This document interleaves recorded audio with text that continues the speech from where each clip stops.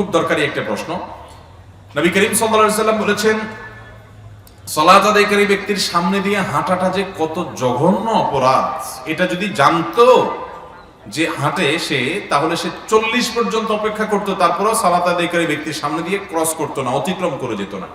এই জন্য সালাত আদায়কারী ব্যক্তির সামনে দিয়ে হাঁটতে হলে হয় তার সামনে একটা সূত্রা লাঠি বা পিলার কিছু দিয়ে না হাঁটবেন, তার বাইরে দিয়ে, এরিয়ার বাইরে দিয়ে হাঁটা যাবে, অথবা সালাত আদায়কারী ব্যক্তি তিনি যদি সালাত আদায় করেন তার সামনে দিয়ে যদি আপনার হাঁটতে হয়, তাহলে তার দৃষ্টির এরিয়ার বাইরে দিয়ে আপনি হাঁটতে পারবেন।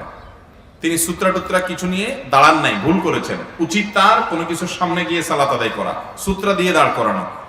কিন্তু হঠাৎ তিনি মসজিদের এমন জায়গায় দাঁড়ায় গেছেন যে সূত্রা নাই, অথবা তিনি 1-2 রাকাত পরে এসে দাঁড়াইছেন, এখন সালাম ফিরাইছে ইমাম, তিনি তারগুলো আদায় করতেছেন, সূত্রা নেওয়ার তো সুযোগ হয় নাই।